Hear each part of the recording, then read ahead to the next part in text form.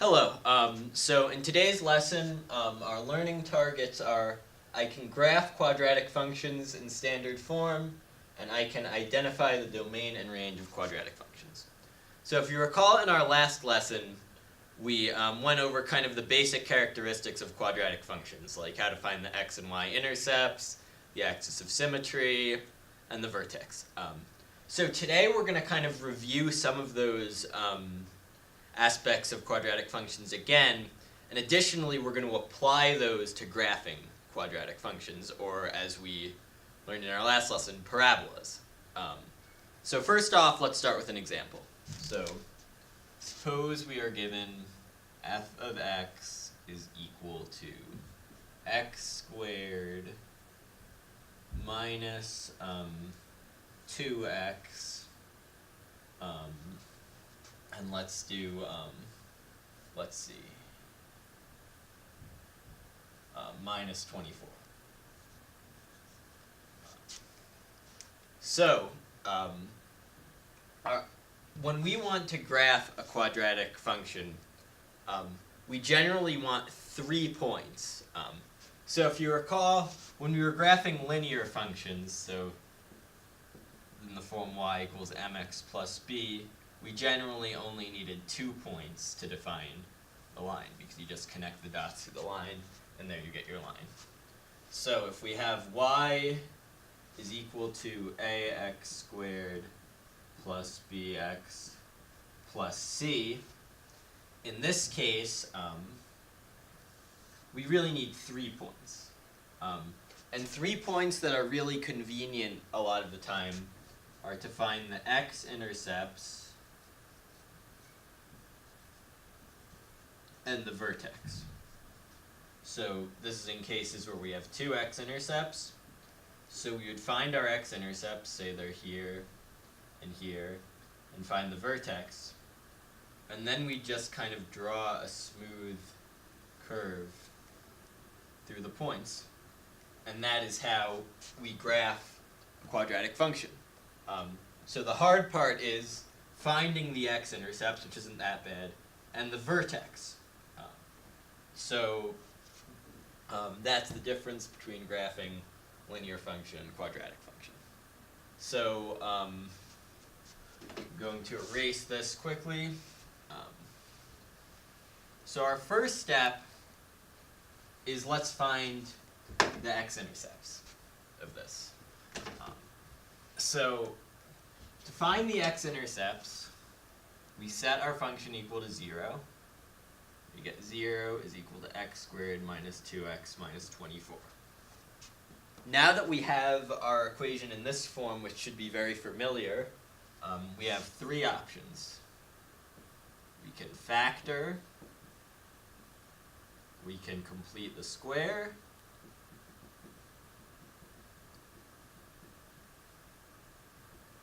or we can use the quadratic equation. So you can pick your favorite method.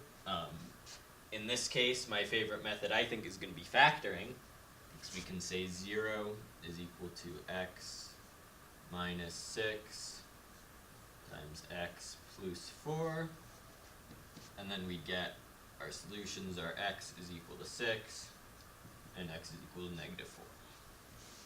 So I'm going to make a big old graph right here. Y and x. We have x is equal to negative 4. 1, 2, 3, 4, 5, 6. We have x is equal to 6. So we already have 2 out of our 3 points. So the next point that we're going to want, so these are the x-intercepts.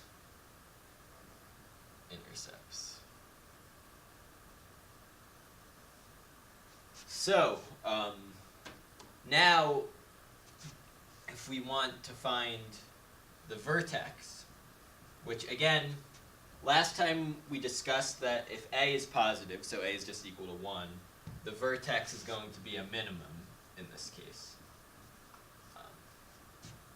And to find our vertex, first we want to find the axis of symmetry, which is governed by the equation x is equal to negative b divided by 2a. So in this case, b is equal to negative 2.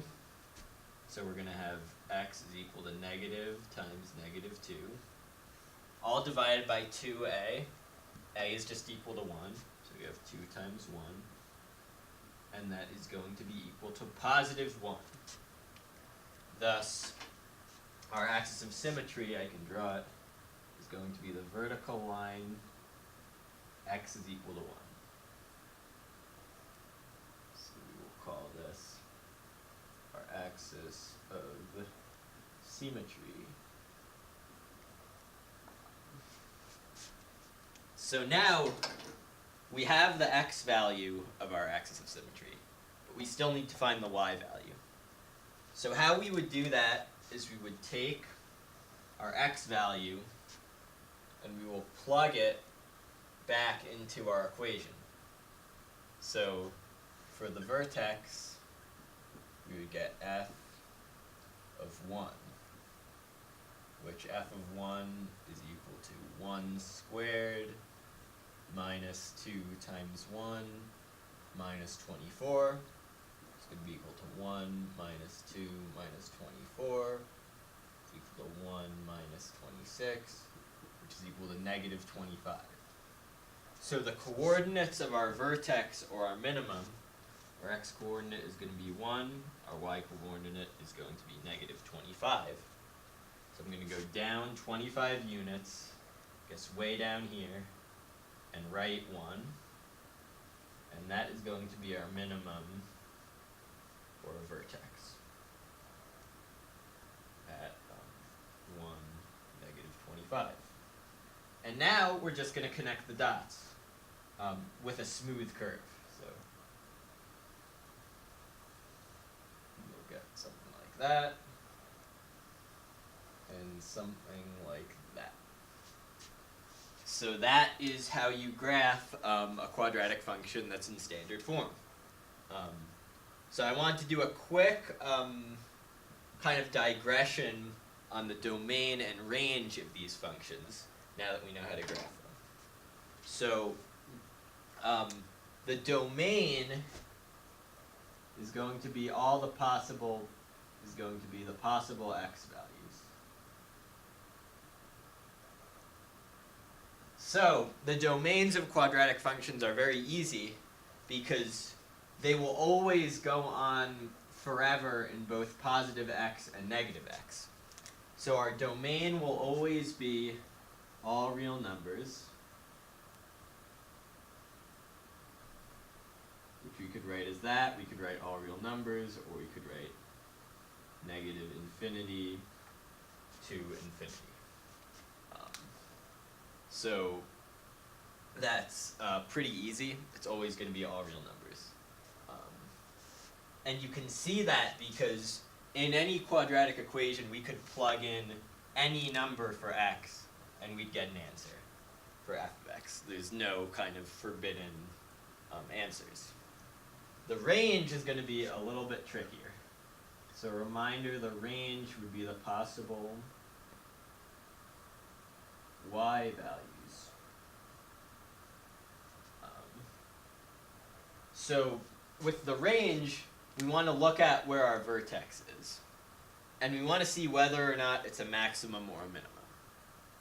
So if it's a minimum, if our parabola does what's called opening up, so this parabola opens up because it's in the U shape.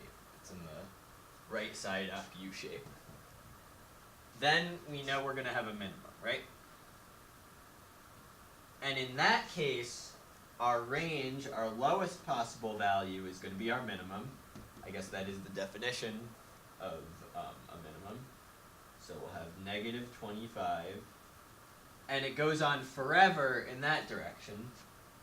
So we could go all the way up to infinity. So this would be our range. And that is how you would find the domain and range of a quadratic function. So I want to go through another example so we get more practice on graphing and finding the domain and range of these functions. So here's the work on graphing this one, and now we're going to move on.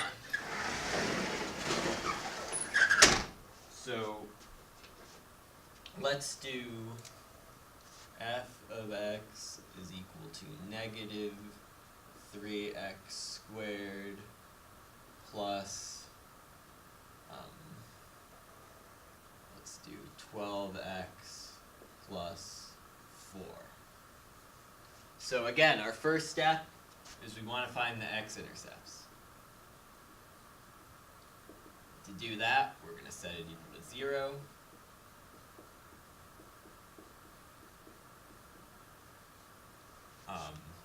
And in this one, so instead of factoring this, I'm going to plug it into the quadratic equation. So we're going to get negative 12 plus or minus the square root of 12 squared, which is 144, minus 4 times 4 times negative 3, all divided by 2 times negative 3, which is equal to negative 6. Just going to plug that into our calculator. 4 times 4 times 3. We'll get 144 plus 48. So we will get negative 12 plus or minus the square root of 192 over negative 6.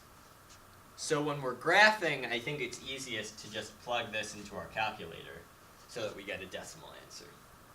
So the square root of 192 is equal to 13.9 about.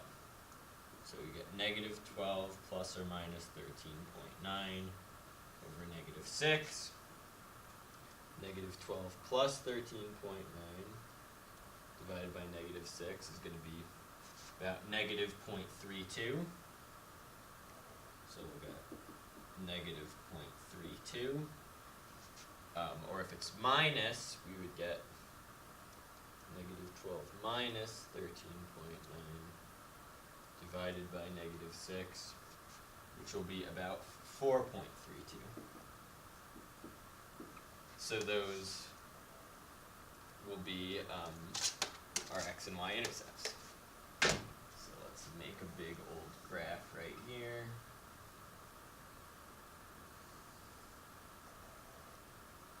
We are going to get x is equal to 4.32, and x is equal to negative 0.32. So those are going to be our x-intercepts. So we have 2 out of the 3 points. Next, we're going to want to find our axis of symmetry, which again is governed by the equation x is equal to negative b divided by 2a. So negative b divided by 2a going to equal to negative 12 divided by 2 times negative 3. So that's equal to negative 12 divided by negative 6, which is equal to 2. So our axis of symmetry is going to look like this.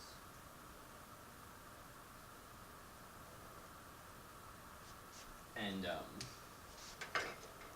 so once we find our axis of symmetry, we're going to plug it back into our equation. So we're going to get f of 2, which again, this is our x coordinate of axis of symmetry.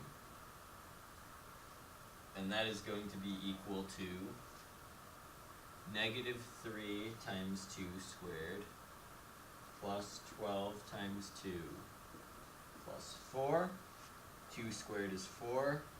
So we're at negative 3 times, negative 3 times 4 is going to be negative 12 plus 24 plus 4. So it's going to be 12 plus 4, which is equal to 16. So our y coordinate is going to be 16, so we're going to get 2, 16. So notice, in this case, a was negative. So what that means is since a is less than 0, parabola opens down and vertex is a maximum value, which you can see on this graph.